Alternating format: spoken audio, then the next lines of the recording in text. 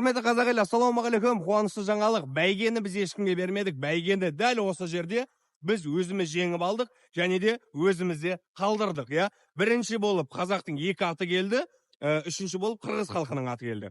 Енді құрметті қазақ елі, кешегі жағдайға оралатын болсақ, кеше көкпардан кейін қырғыз халқы кәдімгідей бізге наразылығын айтты, әділ болмады, қазақтар өздеріне алды, төрешіні сатып алды деген сынды неше түрлі пікірлер жазған болатын. Енді құрметті қырғыз халқы, сіздерге сұрақ. Мықты екенсіздер. Неге Турцияда бізді жеңбедіңіздер көкпардан? Мықты екенсіздер. Неге Экспода жеңбедіңіздер? Бүгін міне біздің екі атымыз бірінші келді, үшінші сіздердің атыңыз келді. Мен бұл жерде ойлап тұрмын. Негізі бұл жаққа Талхи сынды біздің менмен деген тұлпарлар және Мейіржан сынды шабандоздарымыз қатысу керек еді. Бірақ олар қатыспай қалды. Қазақтың менмен деген екі аты қатыспай қалды. Егер олар болғанда, біз бірінші және екінші, үшінші орындарды қазақтар өз арасына сар едік. Сіздердің аттарыңыз артта қалар еді. Ол ақиқат.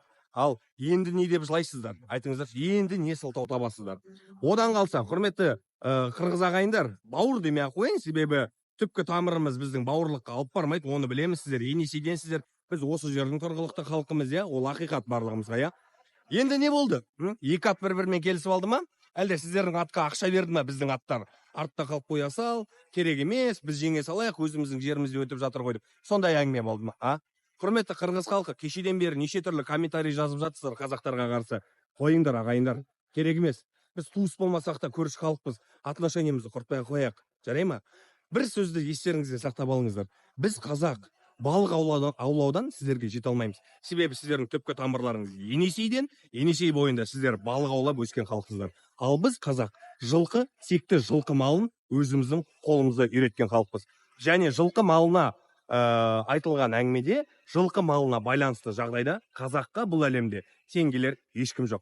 Алға Қазақстан, алтын құтты болсын, бәйге де көкпар да біздікі. Шап қазақ!